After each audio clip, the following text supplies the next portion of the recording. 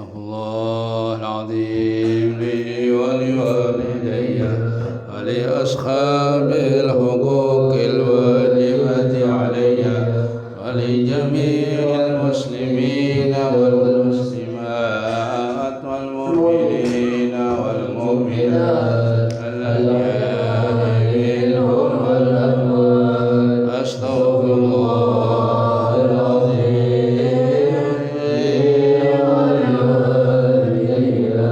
ولأصحاب الحقوق الواجبة علي ولجميع المسلمين والمسلمات والمؤمنين والمؤمنات الأحياء منهم والأموات. الفاتحة إلى حضرة سيدنا وحبيبنا شفيعنا رسول الله محمد بن عبد الله. الفاتحة.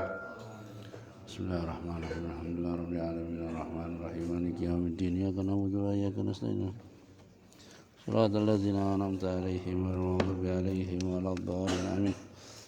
بسم الله الرحمن الرحيم. نويت التعلم والتعليم والتذكر والتذكير والإفادة والاستفادة وإحياء سنة رسول الله صلى الله عليه وسلم. يا فتاه يا عليم يا فتاه يا عليم افتح علينا فتحا قريبا. اللهم إنا نسألك الفتوح والمنوح والرسوخ وصلاح الجسد والروح والتوبة النصوح. اللهم إنا نسألك علما أفقه به أوامرك ونواهيك وارزقني فهما أعلم به كيف أناجيك. اللهم ارزقني فهم النبيين وحفظ المرسلين وإلهام الملائكة المقربين برحمتك يا أرحم الراحمين. اللهم أكرمني بنور الفهم وأخرجني من ظلمات الوهم وافتح لي أبواب رحمتك وانشر علي حكمتك يا أرحم الراحمين. وصلى الله على سيدنا محمد وعلى آله وصحبه وسلم. الحمد لله رب العالمين. بسم الله الرحمن الرحيم. اللهم صل وسلم على سيدنا محمد وعلى آل سيدنا محمد باللسان الجامع في الحضرة الواسعة صلاة تمد بها جسمي من جسمه وقلبي من قلبه وروحي من روحه وسري من سره وعلمي من علمه وعملي من عمله وخلقي من خلقه ونيتي من نيته ووجهتي من وجهته وقصدي من قصده وتعود بركاتها علي وعلى أولادي وعلى أصحابي وعلى أهل العصر وعلى الحاضرين والحاضرات. يا نور يا نور يا نور اجعلني والحاضرين والحاضرات نورا بحق النور. الجنة ونعيمها سعد لمن يصلي ويسلم ويبارك عليه. اللهم صل وسلم وبارك عليه وعلى آله. صل على محمد وغفر وسامح من كان أذنب. يا رب صل على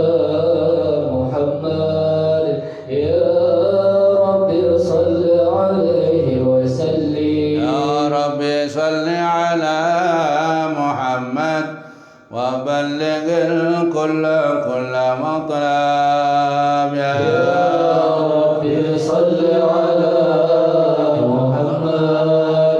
يا رب صل عليه وسلم. يا رب صل على محمد واسلك بنا رب خير مذهب. يا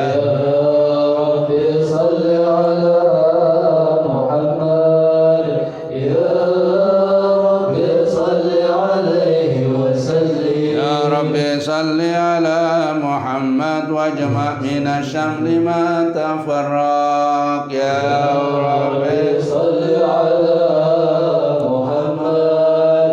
يا رب صل عليه وسلم. يا رب صل على محمد واصلح وسهل ما تعوق يا ربي صل على محمد يا ربي صل عليه وسلم يا ربي صل على محمد وافتح من الخير كل مغلق يا ربي صل على محمد وافتح من الخير كل مغلق يا ربي صل على محمد وآله ومن بالنبي تعلق يا ربي صل على محمد وافتح من الخير كل مغلق يا ربي صل على محمد وآله ومن للحبيب يغشاك يا يا ربي صل على محمد وافتح من الخير كل مغلق يا ربي صل على محمد ومن بحبل النبي توثق يا ربي صل على محمد وافتح من الخير كل مغلق صل على محمد يا ربي صل عليه وسلم يا ربي صل على محمد يا ربي صل عليه وسلم اللهم صل وسلم وبارك عليه وعلى أعوذ بالله من الشيطان الرجيم بسم الله الرحمن الرحيم إنا فتحنا لك فتحا مبينا ليغفر لك الله ما تقدم من ذنبك وما تأخر ويتم نعمته عليك ويهديك صراطا مستقيما وينصرك الله نصرا عزيزا نصر من الله وفتح قريب لقد جاءكم رسول من أنفسكم عزيز عليه ما عنتم حريص عليكم بالمؤمنين رؤوف رحيم الله لا إله إلا هو عليه توكلت وهو رب العرش العظيم إن الله وملائكته يصلون على النبي يا أيها الذين آمنوا صلوا عليه وسلموا تسليما اللهم صل وسلم وبارك عليه وعلى آله اللهم صل وسلم على سيدنا محمد وعلى آل سيدنا محمد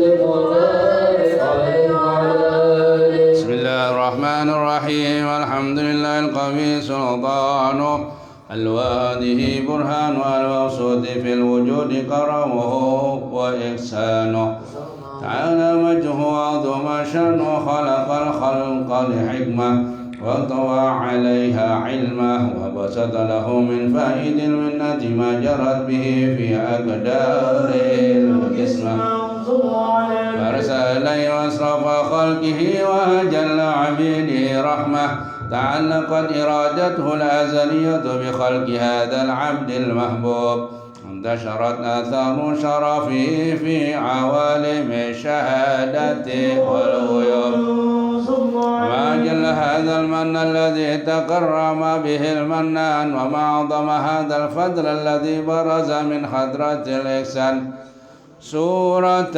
كاملة ظهرت في هيكل محمود وتعطرت بوجود أكناف الوجود ودرست برد العوالم بدراز التكريم. اللهم صل وسلم رب الصلاة والتسليم على سيدنا ونبينا محمد الرؤوف الرحيم.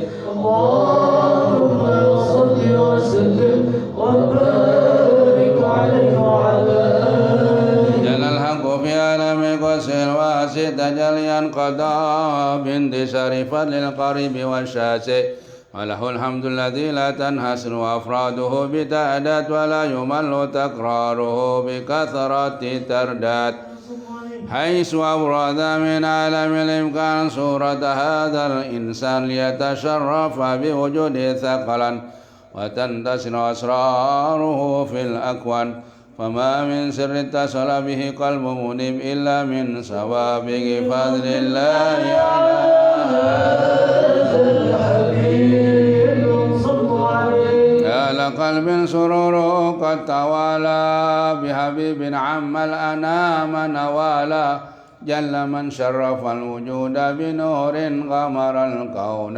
بهجته وترق في الحسن على مقام وتنهى في مجده وتعالى لاخذته العيون فيما اجتلته بشرا كاملا يزيح الضلال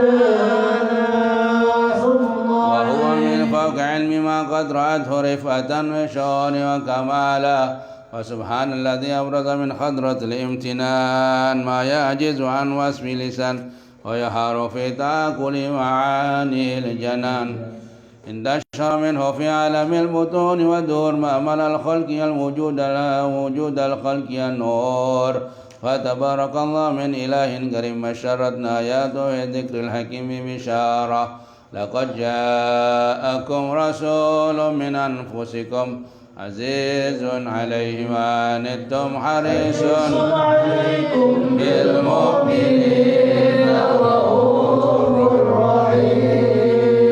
ومن وجد هذه البشارة وتلقاها بقلب سليم فقد هدي إلى صراط مستقيم. اللهم صل وسلم أشرف الصلاة والتسليم على سيدنا ونبينا محمد الرؤوف الرحيم. اللهم صل وسلم وبارك عليه وعلى آله. اللهم صل وسلم وبارك عليه وعلى آله. وأشهد أن لا إله إلا الله وحده لا شريك له شهادة يعرف بها اللسان أما تضمنه الجنان من التصديق بها والإذعان تثبت بها في الصدور من الإيمان قواعد وتلو على أهل اليقين من سر ذلك اللسان وتصديق الشواهد. وأشهد أن سيدنا محمدا عبد الصادق في قوله وفعله والمبلغ عن الله ما أمره بتبليغه بخلقه من فرده ونقله عبد أرسل الله للعالمين بشيرا ونذيرا فبلغ الرسالة الأمة بشرا كثيرا فكان في ظلمات الجهل المستبشرين سراجا وقمرا منيرا فما أعجبها من منة تكرم الله بها على البشر وما أوساها من نعمة انتشر سرها في البحر والبحر اللهم صل وسلم بهذه الصلوات وأجمعها وأزكى التحيات وأوسعها على هذا العبد الذي وفى بحق العبودية وبرز فيها بخلعة الكمال وقام بحق الربوبية بمواد القسمة لله وأقبل عليه غاية الإكرام صلاة ينتصر بها روح المصلي عليه صلاة ينتصر بها روح المصلي عليه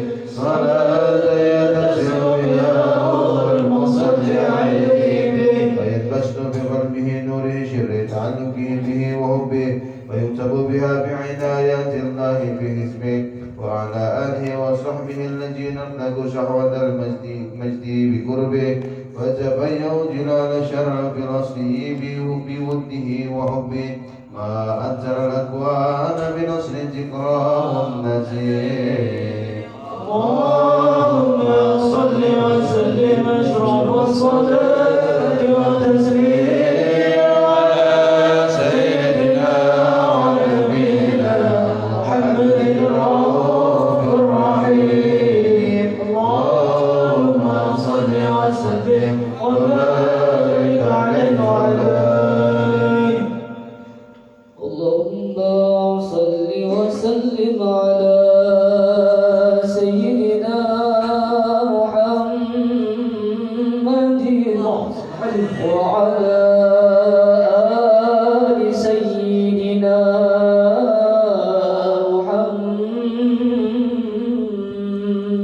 محمد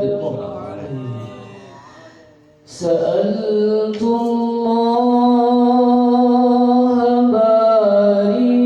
بارينا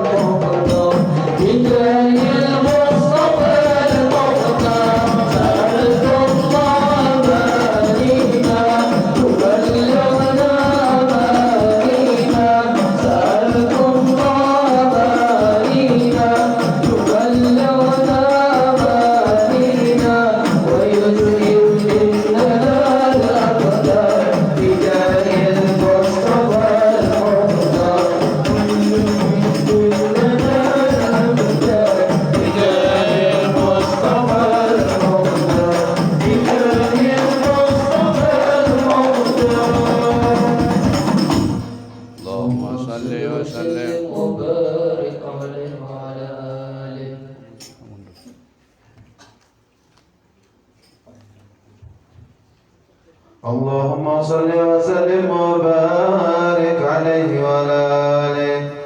ومنذ علقت به هذه الذرة المكنونة والجوهرة والعيون وكل دابة لقريش نطقت بفصيح العبارة معلنة بكمال البشارة. وما من حمل حملت في ذلك العام إلا أتت بحملها في غلام من بركات وسعادة هذا الإمام. ولم تجد الأرض والسماوات متنبعة بإثر الفرح بملاقاة أشرف البريات وبروزه من عالم الخفاء إلى عالم الزور بعد تنقله بالبطون والزور. فأظهر الله في الوجود بهجة التكريم وبسط في العالم الكبير مائدة التشريف والتعظيم ببروز هذا البشر الكريم.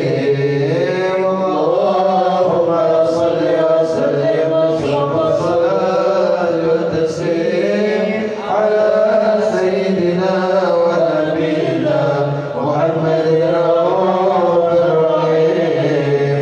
اللهم صل وسلم وبارك عليه وعلى آله. فحين قرب وتوعد هذا الحبيب أعلنت السماوات والأرضون ومن فيهن بترحيب وأمطار الجود الإلهي على أهل الوجود تزد وألسنة الملائكة بتبشير العالمين تعد. سبحان الله والحمد لله ولا إله إلا الله والله أكبر. سبحان الله والحمد لله ولا إله إلا الله والله أكبر. سبحان الله والحمد لله ولا إله إلا الله والله أكبر.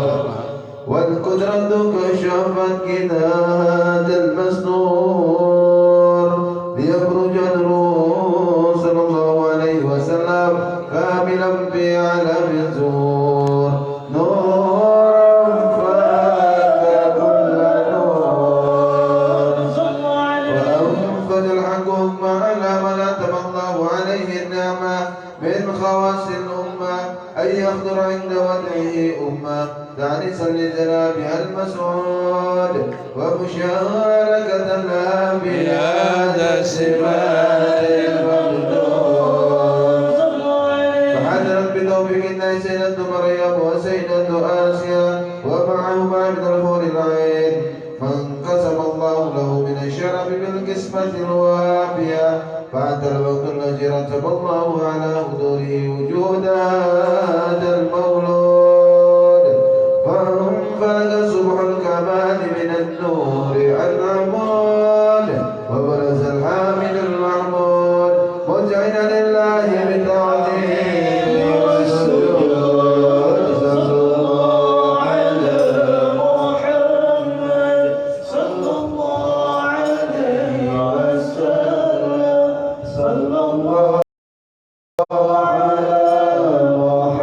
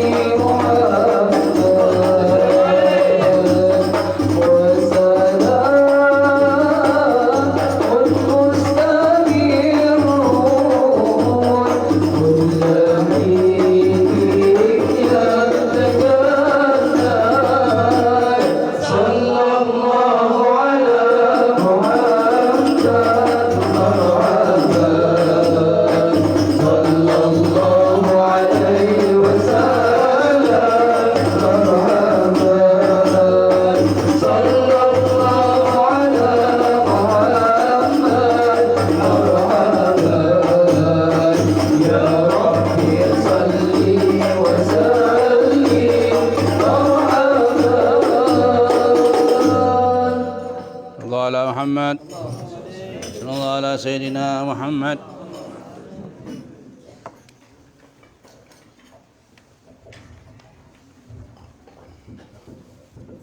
اللهم صل وسلم وبارك عليه وعلى آله.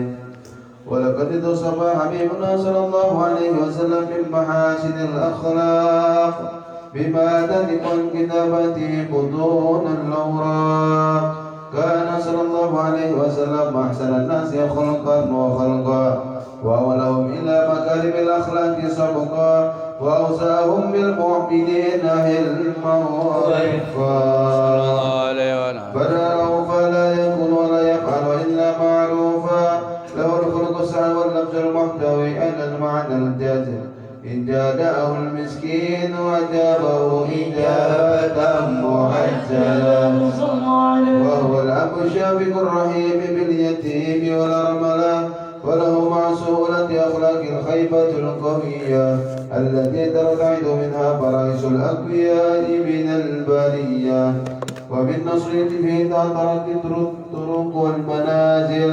وبأرض ذكره تطيبت المجالس والمحافل. وهو صلى الله عليه وسلم جامع صفات الكمالية والمنفرد بخلقه وخلقه بأسرع في خصوصية. فما من خلق في البرية محمود إلا وهو مطلقا عن زين الوجود.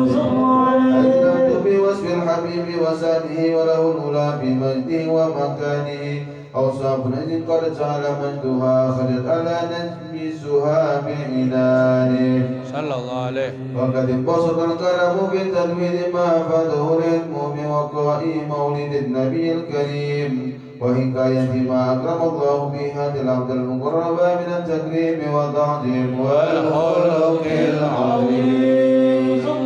وحسن مني أن أمسك أئمة الأقلام بهذا المقام وأقرأ السلام على سيد الأنام. السلام عليك أيها النبي ورحمة الله وبركاته. السلام عليك أيها النبي ورحمة الله وبركاته. السلام عليك أيها النبي ورحمة الله وبركاته. وبذلك يحسن ختمك كما يحسن التقديم. فعليه أفضل الصلاة والتسليم. اللهم صل وسلم أشرف الصلاة والتسليم على سيدنا ونبينا محمد الرؤوف الرحيم.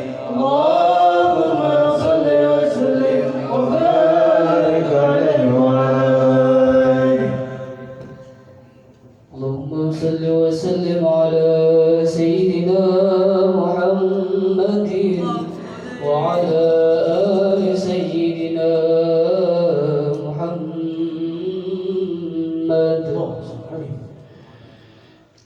يا رسول الله سلام عليك.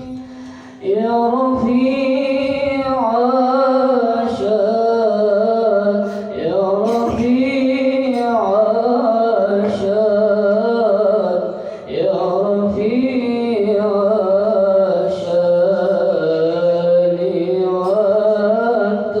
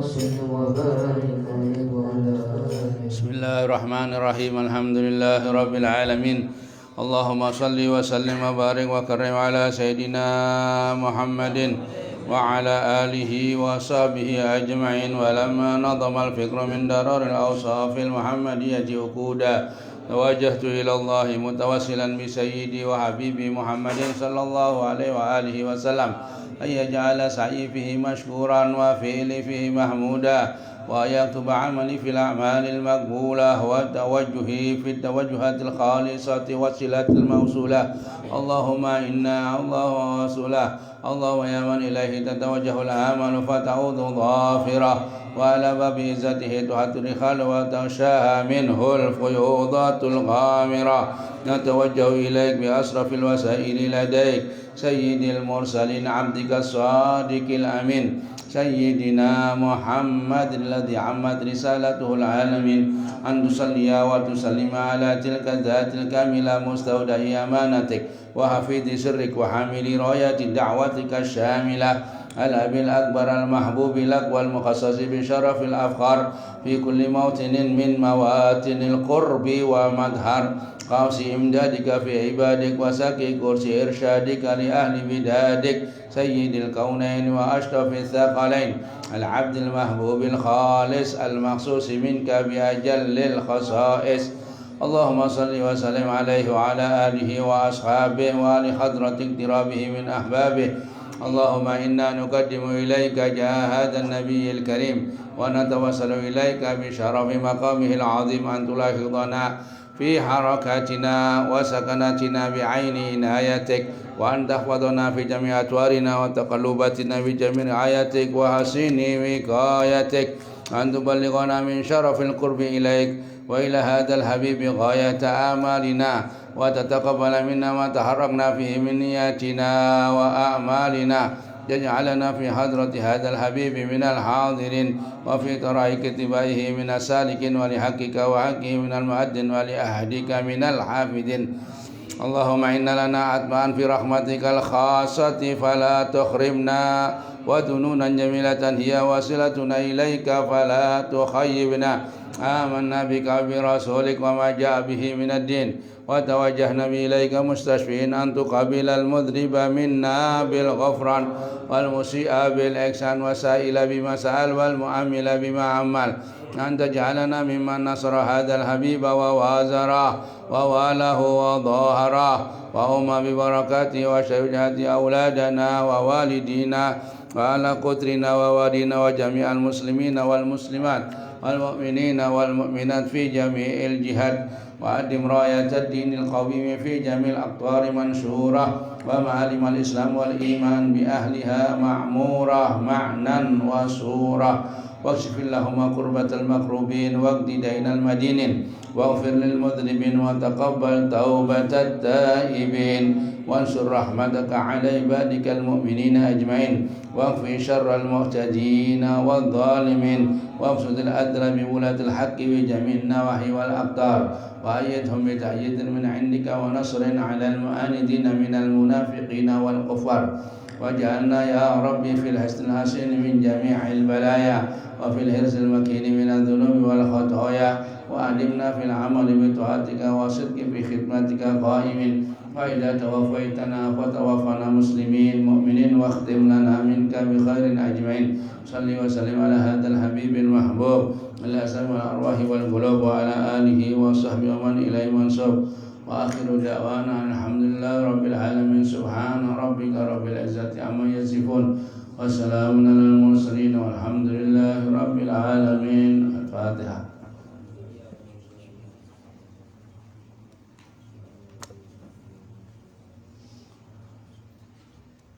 بسم الله الرحمن الرحيم. الحمد لله رب العالمين وبه نستعين على أمور الدنيا والدين. الصلاة والسلام على أشرف الأنبياء والمرسلين سيدنا ومولانا محمد وعلى آله وأصحابه وأهل بيته أجمعين. سبحانك لا علم لنا إلا ما علمتنا إنك أنت العليم الحكيم رب اشرح لي صدري ويسر لي أمري واحلل عقدة من لساني yafqahu qawli. Amma ba'du. Yang dimuliakan Allah, pecinta Al-Quran, pecinta zikir, pecinta selawat kepada baginda Nabi Muhammad sallallahu alaihi wasallam. Bersama-sama kita menghaturkan syukur kehadirat Allah Subhanahu wa taala atas segala karunia nikmat yang telah diberikan kepada kita sekalian. Salawat dan salam mudah-mudahan tetap selalu dilimpahkan kepada junjungan kita Nabi besar Muhammad sallallahu alaihi wasallam beserta keluarga, beserta sahabat, kerabat dan orang-orang yang selalu mengikuti, mencintai sampai hari kiamat. Amin ya rabbal alamin. Al-Habib Abdullah bin Alawi Al-Haddad, beliau menjelaskan tentang sabar. Sabar ada 4 macam, 1, 2, dan 3 sudah kita jelaskan. Yang keempat, sabar menghadapi kesulitan. Yang paling tinggi pahalanya. Sabar seperti ini terbagi dalam 2 jenis. Ada 2. Sabar menghadapi kesulitan ini ada 2. Nomor 1, yang datang dari Allah Subhanahu wa taala secara langsung. Contohnya seperti penyakit, kemiskinan, kehilangan harta benda, dan kematian sanak kerabat atau sahabat yang dikasihi. Itu di antara contoh-contohnya. Allah Subhanahu wa taala langsung memberikan penyakit atau dijadikan orang miskin. Ini sabar, orang kena penyakit sabar.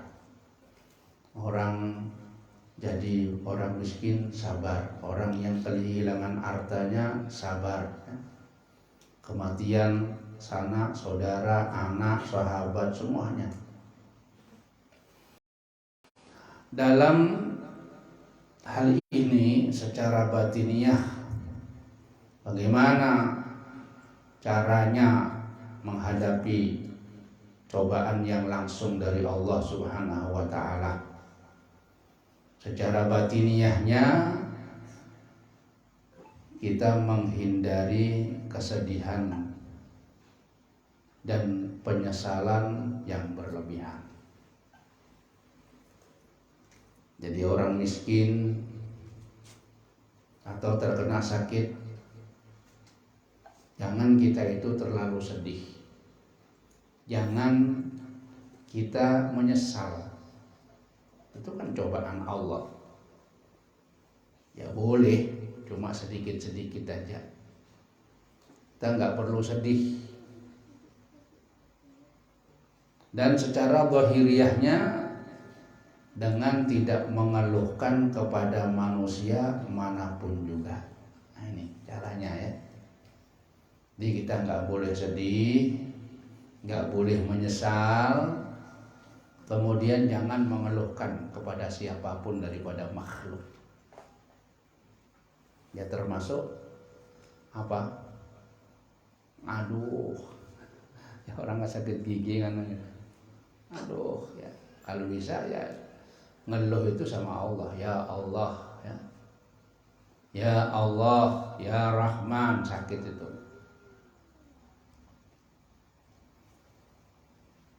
Tentunya tidak termasuk dalam keluhan yang tercela. Ya tadi itu keluhan ya Allah. Ada keluhan tidak ada pahalanya. Aduh, tidak ada pahalanya ya. Tapi kalau ya Allah, ada pahalanya. Sakit kita mengeluh, ya Allah, ya nggak langsung hilang ya. Aduh, lebih lagi tidak hilang juga. Apalagi memaki, ya.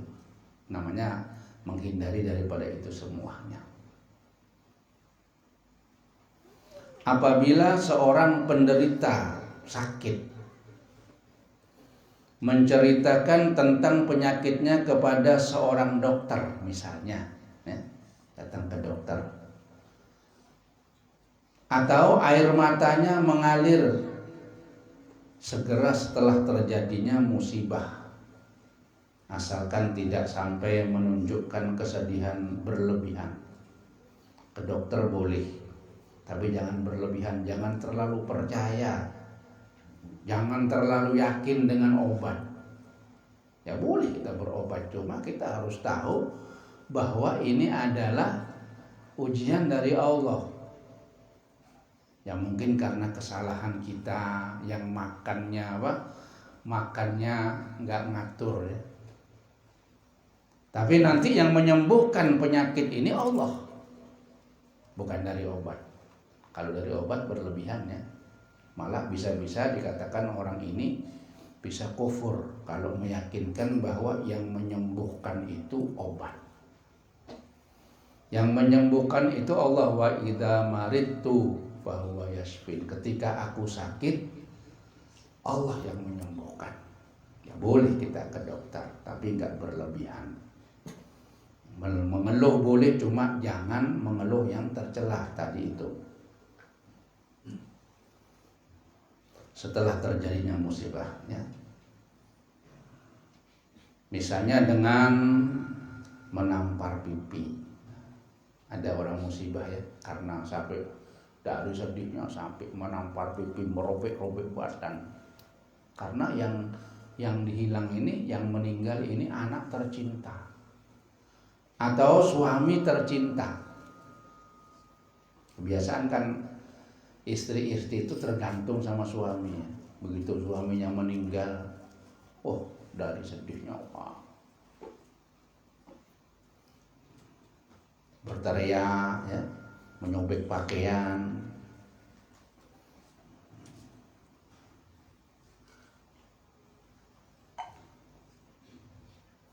Untuk menertibkan ya, untuk menerbitkan supaya sabar, ialah kesadaran bahwa kesedihan dan penyesalan berliban itu sendiri sudah merupakan suatu yang menyakitkan. Kita harus sadar bahwa sedih itu sakit. Orang sedih itu kan sakit. Sudah sakit, sedih, double. Tapi kalau kita nggak sedih, ya biasa, satu cuma. Tapi kalau sakit, sedih, menyesal, tambah menjadi dua. Penyakitnya menjadi dua. Satu tadi,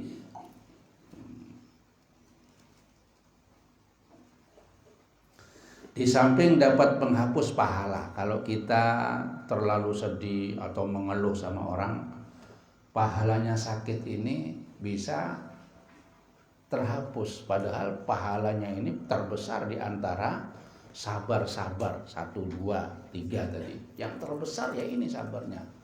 Allah memberikan pahala berapa? 900 kali lipat. Berapa pahalanya orang yang sakit tergantung. Ketika dia bersabar, 900 kali lipat diberikan pahala. Tapi kalau kita ini sedih, kalau kita ini menyesal, kenapa? Orang menyesal itu kenapa ya? Ya terima aja, nggak apa-apa. Terima aja. Maka pahalanya bisa terhapus. Kan sayang. Kita mengucap aduh dengan mengucapkan ya Allah, kan enakan ya Allah. Ada pahalanya. Kalau aduh nggak ada pahala, kan tambah pahalanya, artinya berlipat pulang.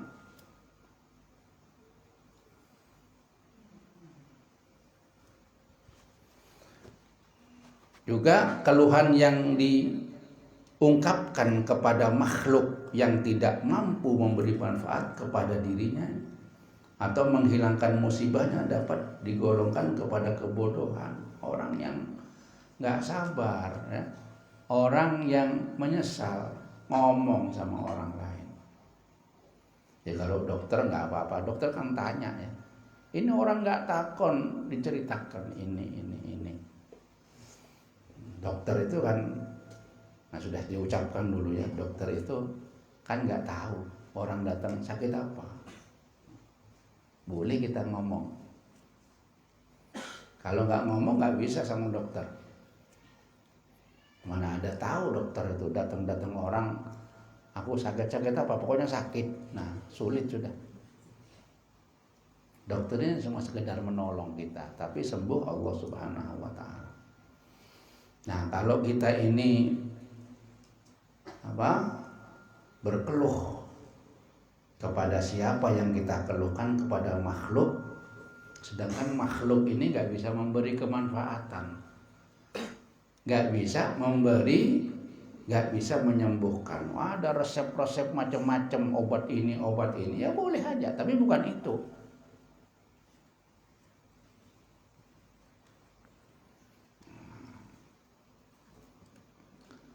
Demikianlah sifat setiap makhluk ya.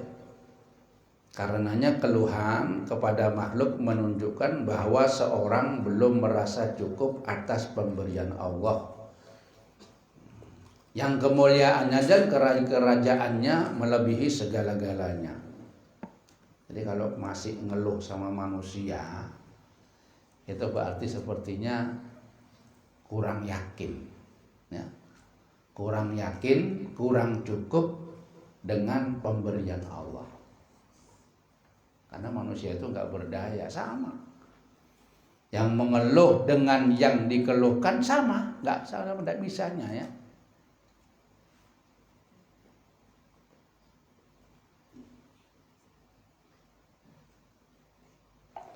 Di antara hal-hal yang dapat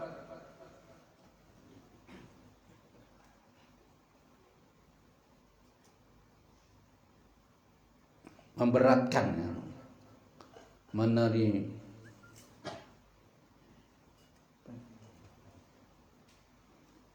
di antara hal-hal yang dapat menerbitkan perasaan sabar. Nah ini antara yang bisa menjadikan orang yang terkena musibah dari Allah tadi supaya dia itu sabar ya, ialah dengan mengingat pahala ya, pahala tadi, pahala yang disediakan oleh Allah untuk orang-orang yang sabar dalam menghadapi datangnya berbagai musibah, penyakit dan kekurangan harta ya, kurang ada mayu. Demikian pula kesadaran bahwa Allah lebih mengetahui apa saja yang lebih cocok dan lebih baik bagi diri orang itu sendiri. Jadi kalau kita mengeluh kepada makhluk itu kurang kita. Tapi untuk kita itu harus sadar, kesadarannya bahwa Allah Subhanahu wa Ta'ala itu memberikan pahala yang besar tadi itu. Masa gak kepingin sampai diiming-iming duit seumpama, kepingin seumpama di dunia ada orang mau memberi duit 10M, kan kepingin sampai. Loh ini Allah bersedia memberi pahala 900 kali lipat. Nah, diingat-ingat itu. Kemudian kita sadar bahwa Allah lebih ngerti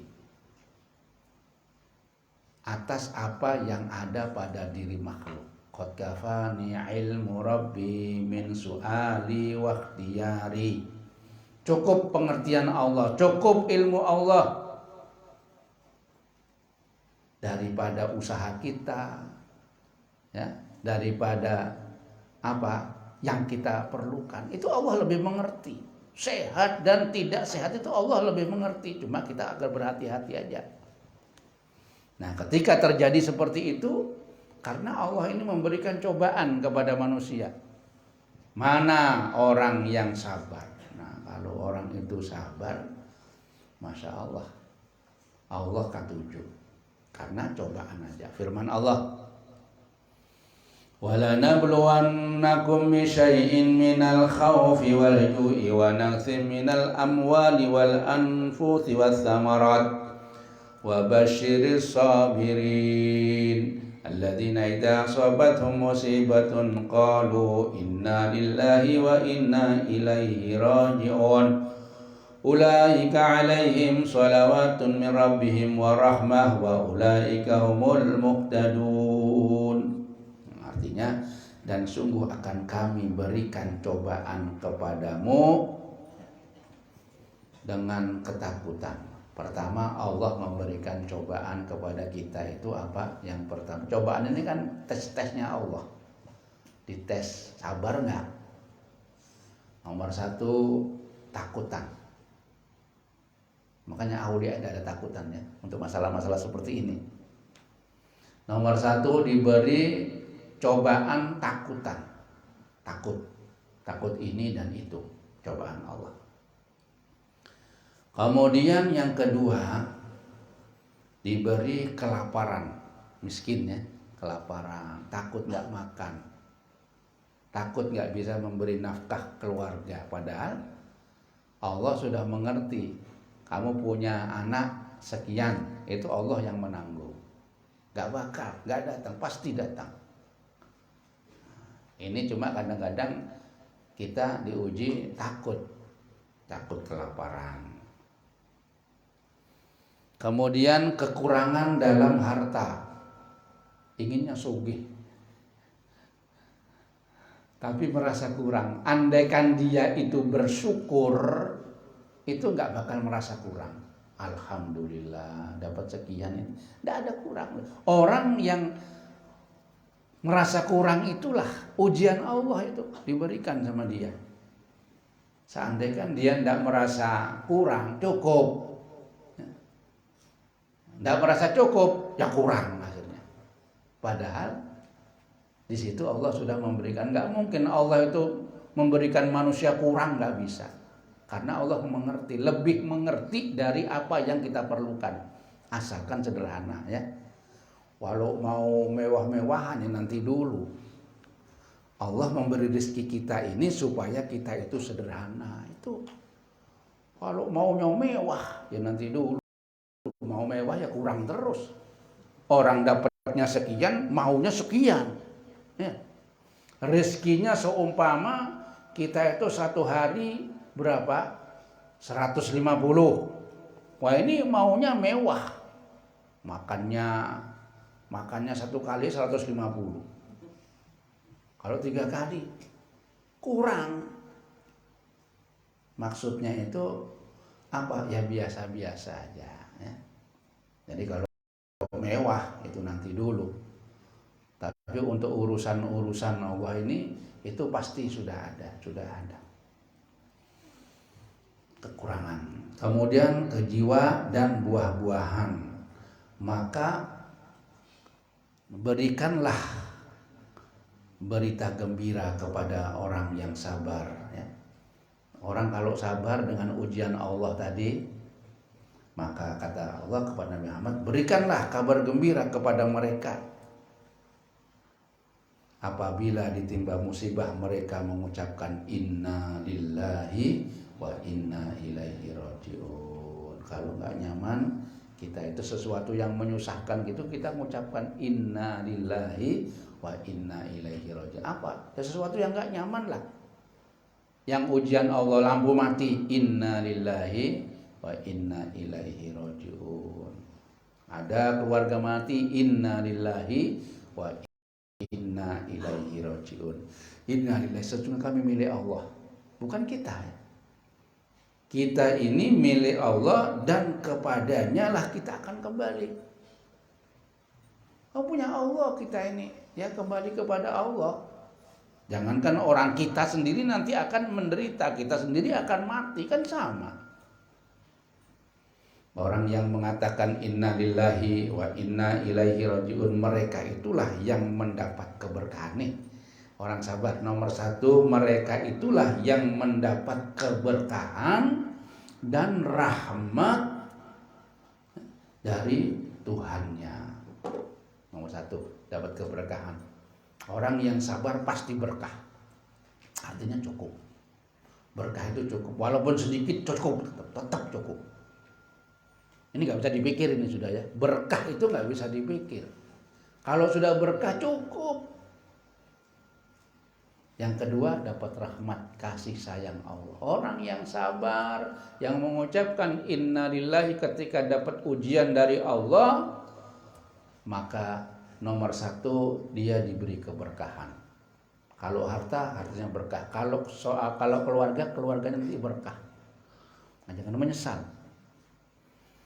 Dapat rahmat Allah, dicintai Allah. Kalau sudah Allah cinta kan gampang. Urusan kalau Allah cinta, urusan kita itu pasti gampang.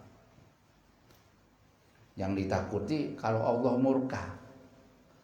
Wah, kalau udah Allah murka, maka apa? Seret kata orang Jawa. Itu apa seret? Seret itu sulit ya, sulit. Tapi kalau Allah kasih sayang, nah itu.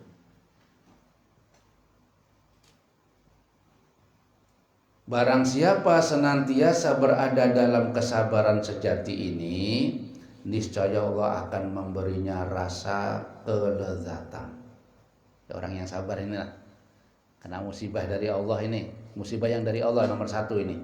Nanti nomor dua musibah lain lagi nanti belum kita baca. Orang yang senantiasa berada dalam kesabaran sejati ini, niscaya Allah akan memberinya rasa kelezatan, nyaman. Al-Habib Ali bin Ja'far kita sering ngomong, Al-Idrus Malaysia ya. Itu kalau sakit dia itu nggak ke dokter, dirasakan dulu. Jangan dulu ke dokter, rasakan dulu. Kalau kita kan cepat-cepat cari dokter ya. Sakit sedikit cepat, belum apa-apa sudah cari dokter. Rasakan dulu. Ya mau beri obat ya beri obat dikit-dikit lah. Obat apa ya? Obat pikiran sampean. Apakah? Minyak kah? Ini kah? Rasakan dulu. Beliau mengatakan itu wali besar. Memberikan rasa kelezat. Sakit itu rasanya enak. Kan sulit orang yang berbalik ya. Mesti sakit itu kan nggak enak ya. Orang sakit itu kan ke dokter nggak enak, makan nggak enak. Tapi suruh ngerasakan, maka Allah akan memberikan kelezatan. Sakit tambah enak orangnya. Banyak ya ulama-ulama itu tidak mau sembuh. Ada seorang ulama, itu dia sakit. 20 tahun sakit. Orang alim besar. Tempat tidur, kencing tempat tidur semua. Pokoknya tempat tidur semuanya. Padahal orang ini kalau berdoa itu mesti dikabulkan sama Allah. Ditanya kenapa sampai enggak mau doa sama Allah biar sembuh. Kata dia, aku kalau sakit ini enak. Kenapa? Datangan para wali-wali datang kepada aku. Malaikat pun datang kepada aku. Kalau aku sakit ini dia datangnya malaikat datang. Wali datang kepada aku. Kalau nggak sakit belum tentu datang. Dia gembira. Ya. Seperti sampean kalau didatangi orang-orang yang soleh. Kan senang. Rumah sampean datangi orang soleh. Senang sampean. Ada Habib masuk ke rumahnya. Senang. Alhamdulillah Habib mau datang ke rumah aku. Kan itu senang. Ini orang sakit ini begitu. Datang para aulia. Datang para malaikat. Belang setiap hari. Ketika jadi aku ini sembuh, ndak minta sembuh, dah biar sakit gini aja. Nah. Ini para wali kalau sampean takut lebih corona kemana. Kemudian diberikan oleh Allah kepasrahan padanya sehingga kita ini pasrah tawakal sama Allah. Padahal sulit orang menjadi orang tawakal. Nah, pada waktu sakit itu bisa kita tawakal sama Allah. Serta memajukan hatinya dengan hembusan keridhaan. Hatinya orang yang pasrah itu, hatinya itu ridho kepada Allah. Nah, keridho ini yang kemudian akan diuraikan. Ini orang kalau sakit kalau ridho itu enak, tidak ada marah ya. Ada orang sakit biasanya marah. Ini memang orang sakit memang begitu, aslinya itu begitu. Jangan yang sembuh marah juga. Gak benar. Ya, orang sakit marah itu sudah wajar aja sakit. Hilang kesabaran kan. Nah, ini yang waras marah juga. Jadi turuti, mau apa kamu? Mau minum, ayo, mau makan daging, beri daging. Ya. Wah ini tambah parah, enggak tambah parah, malah sembuh. Orang sakit itu kan kepingin ini, kepingin itu ya. Dapat, gembira hatinya. Asalkan jangan banyak-banyak. Ya. Asalkan jangan berlebihan. Ada dokter-dokter itu, oh nggak apa-apa ini, ngasih aja, sudah mau ini, kasih. Tapi jangan banyak-banyak. Apa menghilangkan liur katanya. Orang liur sakit kan liur, yang ini kepingin ini. So kalau pahit semuanya, beri sedikit. Nah, biar enak. Nah, nomor 2 cukup. Nomor 2 adalah kesulitan-kesulitan lainnya, yaitu yang disebabkan oleh manusia lain berupa gangguan pada diri. Ini juga ya, ini juga harus sabar kita. Gangguan dari orang yang mengganggu kita. Gangguan itu kan ya komplit ya, gangguan itu komplit. Orang itu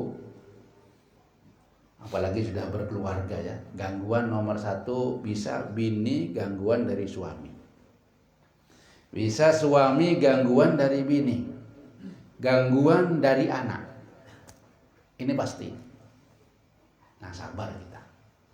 Nah cuma kalau sudah nggak ada, bini nggak ganggu, anak nggak ganggu, enak keluarganya. Nanti ada ipar datang bawa ngomongan gangguan, sabar. Ada yang mertua jadi musuh ya karena nggak sabar. Nah, Marina ini yang dari keluarga, nanti keluarganya baik, dari luar ada tetangga. Itu gangguan itu. Bagaimana? Ya sabar. Jadi gangguan seperti ini. Ada orang ngambil harta benda kita, apa sabar. Ada orang, ya kan zaman sekarang kan sering terjadi itu. Ada orang tanahnya, patoknya dipindah, bisa jalan patoknya. Banyak terjadi itu. Cuma ngambil 0,5 meter, tapi panjangnya, dalamnya ke dalam. Wah, ya sabar aja. Didoakan supaya paham, ngerti. Terus ada bencana ya. Nah ini semuanya ya. Nah sehingga sesuatu yang bisa membangkitkan kesabaran seperti ini ialah kesadaran akan besarnya keutamaan sifat menahan marah. Orang yang bisa menahan marah atas gangguan orang ini sangat besar sekali. Allah Subhanahu wa ta'ala berfirman dalam Al-Quran, faman afa wa aslaha fa ajruhu 'ala Allah innahu la yuhibbudz zalimin. Artinya barang siapa yang memaafkan dan berbuat baik kepada orang yang mengganggu, maka pahalanya atas tanggungan Allah. Allah yang memberi. Yang memberi pahala sabar ini Allah, langsung Allah yang memberi pahala. Sesungguhnya dia tidak menyukai orang-orang yang zalim.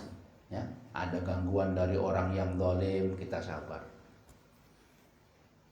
Kan boleh ya, mendoakan orang yang zalim itu boleh hukumnya, tapi sabar lebih bagus. Jadi sabar itu lebih bagus daripada mendoa. Padahal doanya orang yang dizalimi ini langsung diijabah sama Allah. Tapi sabar lebih bagus, Allah nanti yang mengganti. Nah, walaman sabara wa ghafara inna dzalika min azmil umur. Orang yang bersabar dan memaafkan sesungguhnya perbuatan yang demikian itu termasuk hal-hal yang diutamakan. Jadi Allah memberikan keutamaan kepada orang itu. Rasulullah juga bersabda, man qadama ghaidan walau syaa ayyang qadahu lana qada mala Allah qalbahu amnan wa imanan. Nabi berkata, barang siapa menahan amarahnya padahal ia dapat melaksanakannya, bisa membalas, tapi dia menahan, nggak dibalas, diam aja, maka Allah akan memenuhi hatinya dengan keamanan dan keimanan. Nah, jadi itu ya. Jadi Allah memuji kepada orang yang bisa bersabar terhadap gangguan manusia. Gangguan-gangguan yang dari orang ini banyak ya. Selalu ada gangguan ini, nggak pernah habis. Artinya kalau kita sabar, pahala juga tambah banyak. Tambah banyak gangguan, tambah banyak pahala. Nah, bagaimana caranya? Ya sabar itu. Jadi orang yang beginilah yang oleh Allah Subhanahu wa taala itu dijadikan orang-orang yang tinggi derajatnya. Nah, selanjutnya sabar menghadapi kehidupan hawa nafsu. Mudah-mudahan menjadi ilmu yang barakah, ilmu yang diridhoi oleh Allah Subhanahu wa taala. Allahumma ja'al lailatana hadza lailatas sholihin. Ya Allah, jadikanlah malam hari kami ini malam harinya orang-orang yang soleh. Amin ya rabbal alamin. Ya Rabbana tarafna bi annana tarafna wa annana ashrafna ala ladha ashrafna fatub alaina taubah taghsil kulla haubah wastur lana wa aminir rawati waghfir liwalidina rabbi wa mauludina wal ahli wal ikhwani sairil khillani wa kulli dhi mahabbah aw jiratin aw suhbah wal muslimina ajma.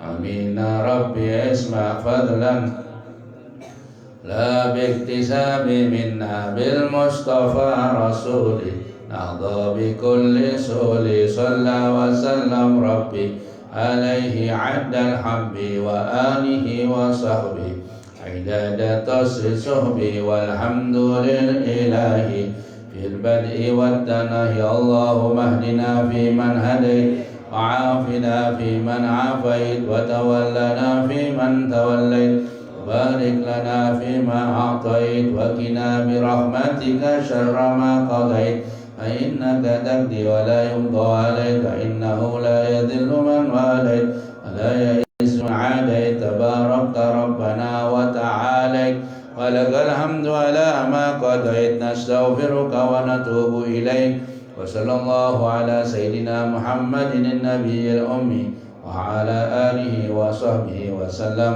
والحمد لله رب العالمين. تقبل الله منكم. Besok pengajian habis Isya.